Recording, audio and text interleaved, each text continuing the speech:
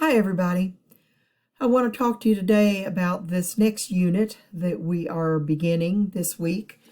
It runs for 4 weeks, as you can see here on the screen.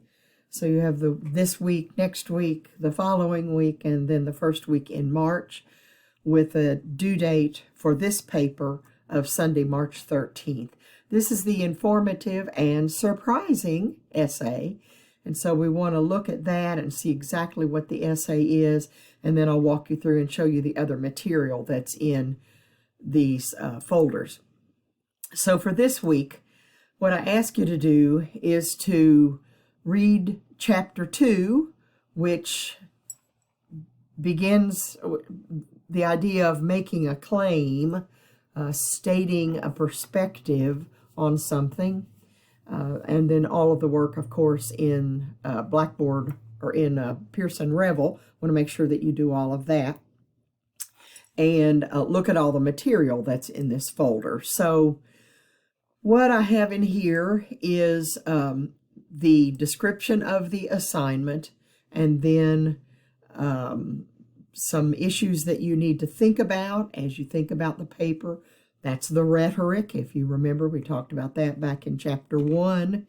The rhetoric is those issues that you have to think about: who your audience is, what your purpose is, why you're writing, what you hope to accomplish, what tone you need to use, what type of language you need to use, all of those issues. And so the rhetorical problems that you want to think about.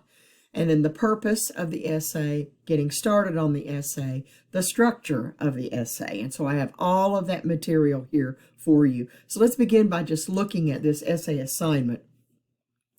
So with this essay, it is, I generally put surprising in parentheses because this is an informative essay, but it should have some surprising element in it for your reader. It should be information that your reader doesn't know, that your reader isn't aware of. And how do you know that? Well, you create an audience for yourself. Who is your audience? Well, it's people that are interested in this topic, but that don't know the information that I'm about to give them. And that's who you imagine as your audience. So in this paper, you're required to use 3 outside sources. And that means that you will either quote from them or paraphrase a section of them. And you will use MLA documentation style in your citing and on your works cited page. And you will format your paper using MLA format. So, again, at least 3 outside sources, and probably not a lot more than that, because you want to be fairly focused on this and think about some specific pieces of information that your reader needs. So I'm guessing that this will be at least 2.5 pages in length, because using 3 sources, you're likely to use them in individual paragraphs. You may repeat using them. And so for most of you, you're going to have at least 3 body paragraphs with an introduction and a conclusion. And so it's likely to run to 2.5 pages in length. And again, that's double spaced, 1-inch margins. That's MLA format. So make sure that you're following that format. The items that I will grade for, as in all of your papers: the correct grammar, punctuation, and spelling, the correct quote introduction, paraphrasing, the parenthetical citation, the works cited, appropriate sources acquired through research. And there's information in next week's folder that I'll look at in just a minute that shows you how to go about good academic research. And then the correct focus and structure. So here's what I recommend you do. Read and review the notes on introductions, thesis statements, points and particulars. Brainstorm for topics. Do some exploratory writing. Then write a rough draft. Submit that rough draft for Anastasia to give you some feedback, and I have the date of Friday, March 4th as a due date for a rough draft, to give her time to review your draft, give you some feedback on it, get it back to you, so you still have a good portion of a week to get the paper revised and edited and completed to turn it in by the 13th. So that is the assignment itself. So the rhetorical problems that you need to think about: who are my readers? How much background do I need to give my readers in my introduction? Are my readers already interested in my topic? It's easier to address them if they are, if you don't have to try to catch their interest in the introduction, but if they have a built-in interest, it's something they're already curious about or need information about. How should I organize this to make it most effective? Do I need to begin with the most important information that they need and then move on to information of less importance? Or do I need to begin with some general information, some less important information, and build up to the most important information in my next to last body paragraph? So how do I organize it? And then what kind of prose do I need to write? Do I think of this as a formal college paper? Do I write it as if it's a magazine article? Do I write it as if it's a flyer that someone might pick up in a doctor's office? How do I write this? What voice do I want to use in this? And so those are all some things that you need to think about. The purpose of this essay is to give the reader some information that they don't already have. So you're going to explore something, you're going to explain it, its subject matter, the topic on which you present new information or information that your reader needs.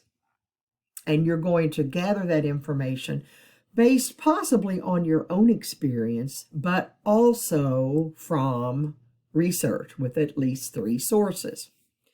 So you're providing information the readers need or want, so you need to arouse their curiosity and then present this new surprising information.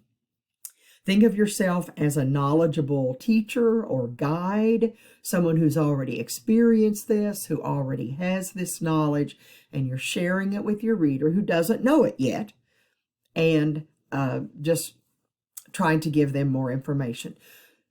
Don't think of yourself as, let me say that in a positive sense instead. Think of yourself as someone credible, someone believable, someone trustworthy, someone who has authority, who has knowledge. So you don't have to convince your reader to believe you. And this typically has a closed form structure. So we expect an introduction, we expect a conclusion, and we expect a certain number of body paragraphs, with each body paragraph making some new point about your topic. So getting started on the informative essay, here are some ways to think about a topic based on what I already know, based on my personal experience, or based on my reading, my research, what I've observed. What information or knowledge do I have about a topic that's different from the common view of that topic held by my imagined audience? So think about this. When you're with a group of friends and you're talking about some topic comes up, and you say, well, yeah, most people don't know this, but, and then you go on and give them some information. That's the kind of approach we're talking about here, where you already know something different from what the average person knows. And it may be because you've experienced it, so it may be a about an illness of some kind of disease. It might be a hobby that you have.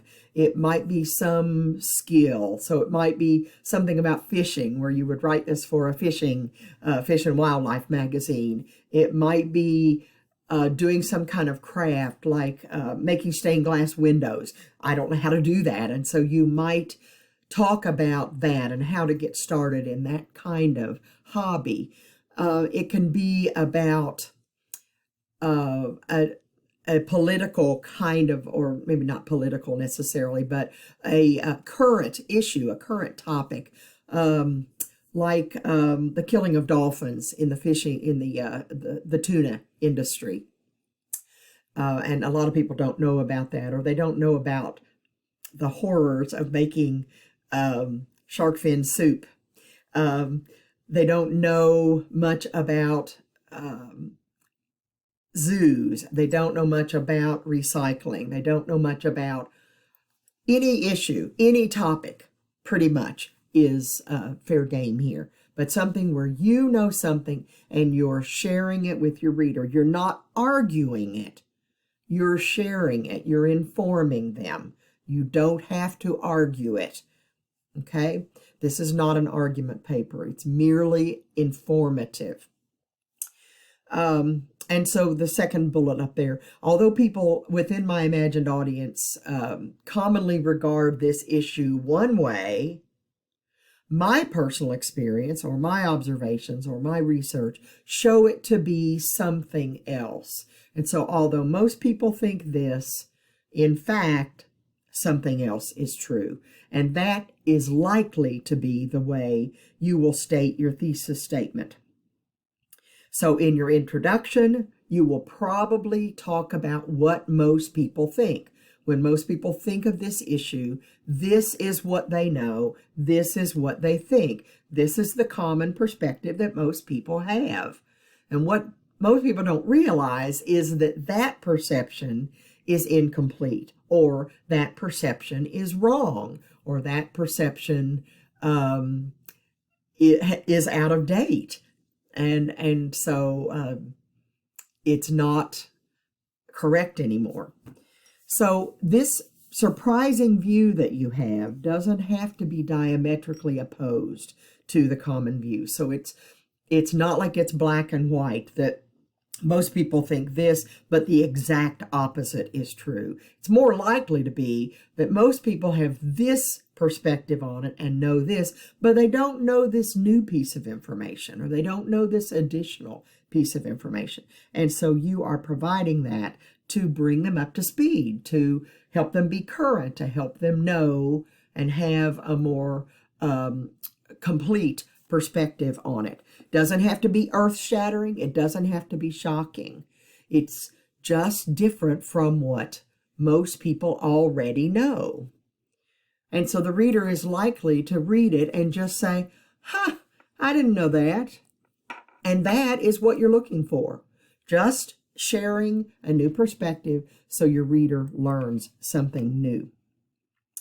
So the structure of the informative essay is likely to be something like this. The introduction, you catch the reader's attention, you establish some common knowledge or common attitudes, again, what most people know, what most people think.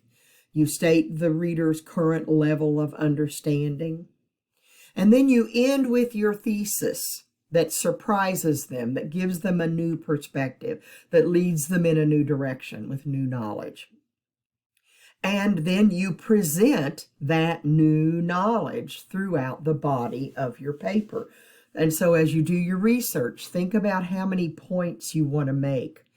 What does the reader need to know? Well, they need to know this. Okay, well, that's maybe your first point. And so do you have the evidence for that? Have you found a source that supports that provides evidence for that? Then you want to use that source to back up that evidence, to give some proof of it. The next paragraph, what's another point that you need to make about your topic? The next paragraph, what's another point you want to make? Some of you may have only one body paragraph, but that's going to be really rare. Most of you will have probably 3 or more body paragraphs, 3 to 5 body paragraphs. So an introduction, then a body paragraph for each point that you need to make, each new piece of information that you need to provide for the reader, something else the reader needs to know, and then a conclusion. And in the conclusion, you might just review all the points that you've made. You might tell the reader what to do with that new knowledge, give them some advice. You might suggest actions that they need to take. And so there are lots of different things that you can do in that conclusion. But that's the basic structure of the paper. And for each point that you make, you need to provide some kind of evidence. So you either need to use one of your sources, your 3 required sources, or you might use your own personal experience and tell something that you have done that supports that point. But that's the basic structure. So that's what you need to know for this first week. I mean, that's the content, the material.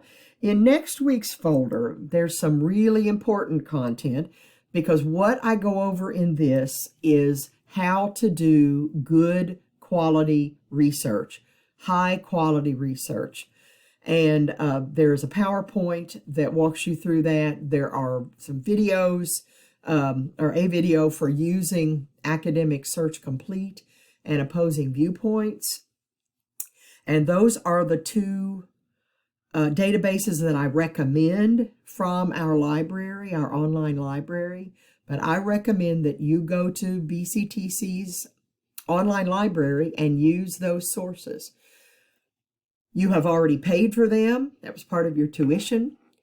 This is information that is kind of locked behind a gate that you have to have a subscription to. It's not like Google, where the information is free, and so there's no guarantee if it's correct. And so you want to know that your information is high quality, good, verifiable, written by a professional, an expert, all of those things that I talk about in this doing high quality research. And so you're going to want to use sources from there. The nice thing about using these sources, also using these databases, is that when you find a source that you want, then you can ask the software, the database, to create the citation for you. And then all you need to do is copy it and paste it into your works cited page. And then make any edits on it that you need to for formatting. But that's the easiest way in the world to do this research. So make sure that you are using high quality sources. If you just Google and get your sources off of the internet and they are not high quality, they are just an individual's opinion about something, that's not going to be a good quality source. So make sure that you're doing some good quality research. Then the next week, you will be looking at chapters. Actually, I didn't look at that for next week, because I thought there's another chapter in there that I asked you to read. Yes, so chapters 3 and 9 for next week. Thinking critically about rhetorical problems, and then chapter 9 on writing an informative essay. And then the next week, there are 2 chapters on doing research. And so chapters 21 and 22 deal with doing research, using MLA, citing your sources, actually finding your sources, and then using your sources within your paper, and then citing your sources. So chapters 21 and 22 will just be invaluable to you as you work through this research. And then during that 3rd week, as I said, I have the date for you to turn in your rough draft on Friday the 4th, by Friday the 4th. So Anastasia has time to be able to get that back to you. And then during that last week, the week of March 7th, then I ask you to complete your paper and turn it in. So you'll get that back from Anastasia. You will revise it and edit it and then submit it. And so that is this project. So basically in this, I introduce you to academic research and have you write a paper using at least 3 sources. So a pretty straightforward assignment, again, with an informative approach where you are trying to share new information with your reader. So best wishes for a good, productive time in this 4-week unit.